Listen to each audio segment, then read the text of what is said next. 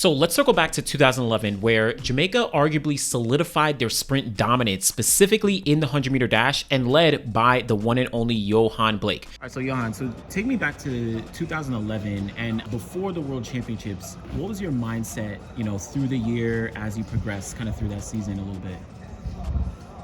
To be honest, I didn't really have a mindset on the World Championship. It was just taking it easy through the season, as Coach Mills would normally say.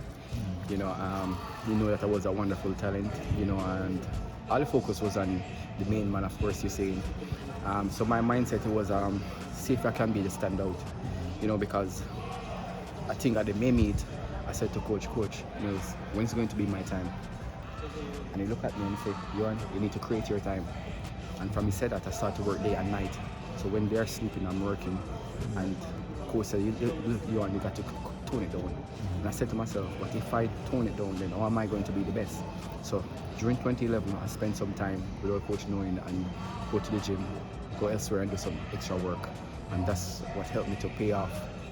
Now, in 2008 and 2009, this was essentially Usain Bolt's coming out party. 2008, he broke the world records in the 100 and the 200, got the Olympic gold medals, 9.69 seconds, banging his chest across the line, 19.30 seconds to break Michael Johnson's 200-meter legendary world record. Then he followed that up in 2009 at the Berlin World Championships, 100-meter world record, 9.58 seconds, still stands on the books to this day. Then the 200 record still stands 19.19 seconds. Literally performances that many thought were otherworldly, but Usain Bolt again solidified himself as the greatest sprinter in the history of track and field. But that was kind of a resurgence in Jamaican sprinting as a whole, as for some years prior to that, they had been going through a pretty deep drought when talking about medals at the Olympic Games and the World Championships. Going back decades in the sport, Jamaica actually had a pretty strong presence at the Olympic Games across the board. You're talking about in the 1940s and 50s, you had Arthur Wint, you had George Roden, you had Herb McKinley. In the 1960s and 70s, you had Lennox Miller, you had Don Quarry.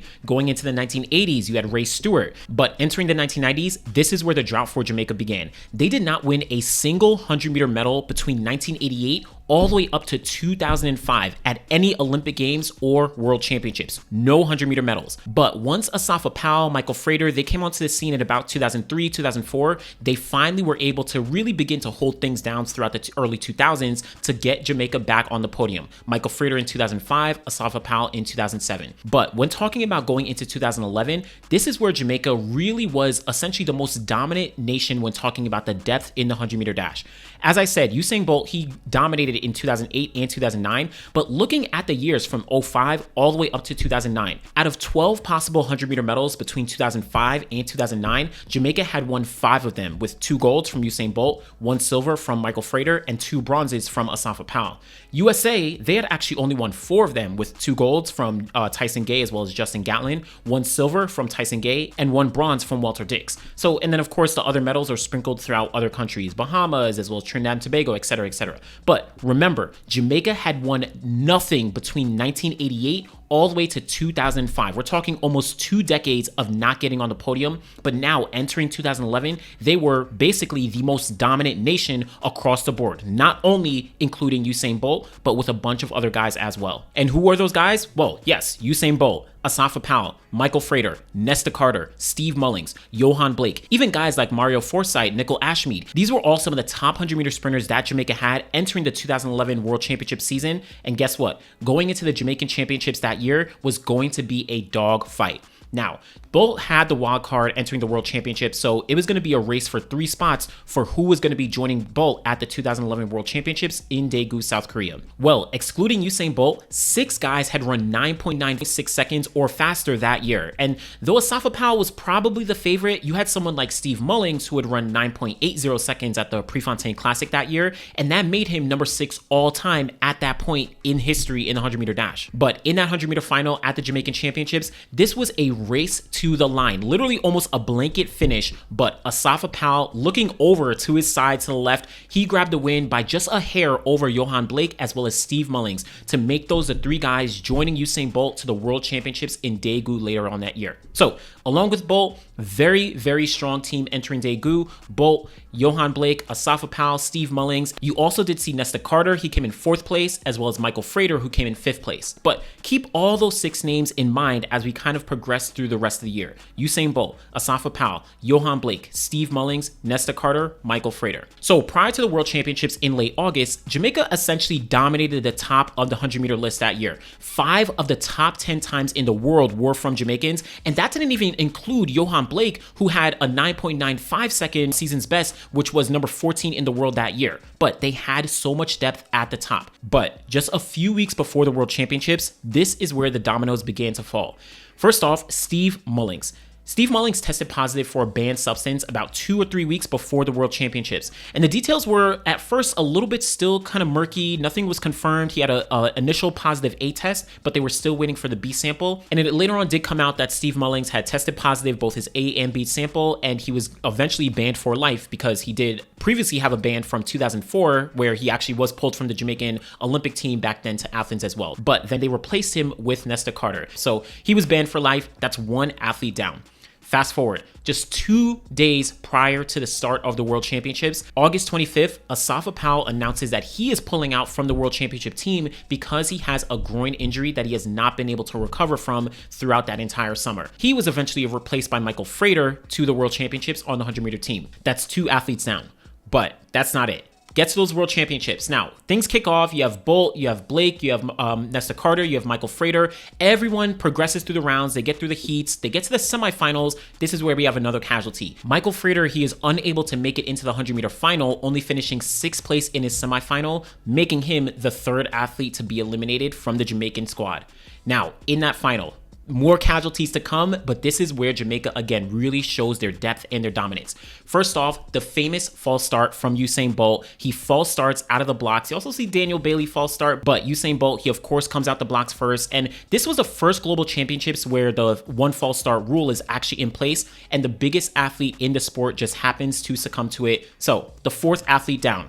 We're now down to 2 athletes left competing in that final, actually running the race. Guess what? The gun goes off. But from the start, outside of everything else going on, Nesta Carter, he actually catches a cramp pretty early on in the race. Really unlucky, but he eventually finishes last place in 10.95 seconds. The 5th athlete down. So despite going through Steve Mullings, Asafa Powell, Michael Frater, Usain Bolt, and now Nesta Carter, Jamaica still pulls off the win. Yohan Blake wins that gold medal in 9.92 seconds into a negative 1.4 meter per second headwind. That made him the youngest ever 100-meter world champion at only 21 years old. As I said, this really put on display Jamaica's depth and really the 100-meter sprint talent that they had developed in less than 10 years. Think back to 2003. At the World Championships in Paris that year, you had a team of Asafa Powell, Michael Frater, and Dwight Thomas. The highest finisher was Dwight Thomas, who made the 100-meter semifinals, but no one was able to make the 100-meter finals. They actually didn't even have an athlete in the top 10 100-meter sprinters in the world that year.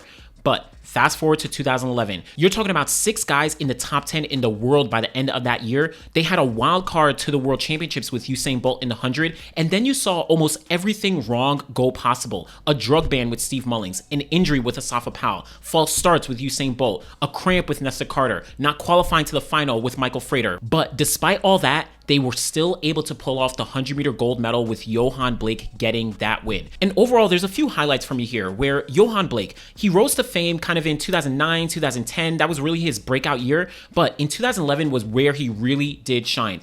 I know I was talented, and I've been doing times that at a young age that no one else has been doing. And he recognized that talent. He said your body is made for sprinting, that skeletal frame of a skeleton, that lean and everything.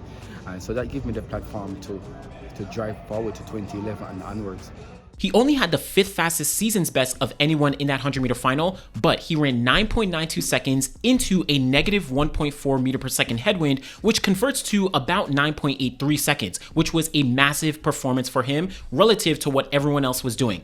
On top of that, he was right next to Bolt's false start, but he was not phased. Despite that being his first ever global championship final, he doesn't have much major experience outside of competing on the Diamond Leagues and the major circuits. This was his time to shine, and despite everything that was going on around him, he rose to the occasion when Jamaica needed him most. But on top of that, Jamaica again solidified their depth as a sprint powerhouse when talking about global track and field. They lost 5 athletes after the Jamaican trials had gone down between Mullings, Powell, Frater, Bolt, and Carter, but they were still able to pull off that gold medal. Even the United States that year, I don't think they had as much depth to lose that many athletes and still come out as a world champion. Yes, you had guys like a Walter Dix, but Justin Gatlin, he was actually in his first full year back from his ban from 2006 all the way to 2010. You also had Tyson Gay. He was actually injured and didn't compete at the World Championships. Charles Kimmins, he competed at the World Championships, made it to the semifinals, but he wasn't one of the top guys in the world at that point. So for the United States, who of course is known as one of the most consistent and has all this depth,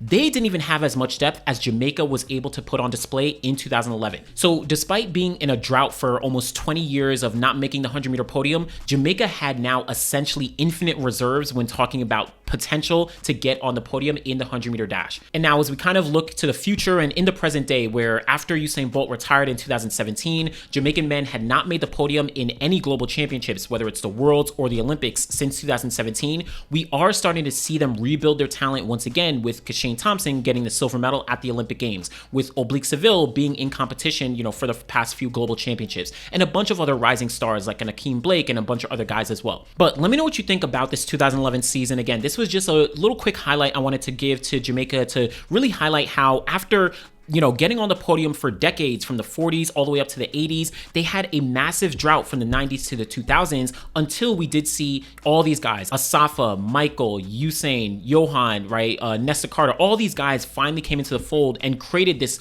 deep pool of athletes for Jamaica to pull from, where now essentially they are obviously one of the top sprint nations in the world. But let me know what you think. Do you think that, as we kind of look forward with Kashane, Oblique, Akeem, and a couple other guys, will they be able to continue to build on the success that they're starting to see once again, or do you think that they might kind of remain stagnant, maybe go up and down on the podium? Let me know what you think. Be sure to like the video, subscribe to the channel. Always appreciate y'all. Thanks for watching.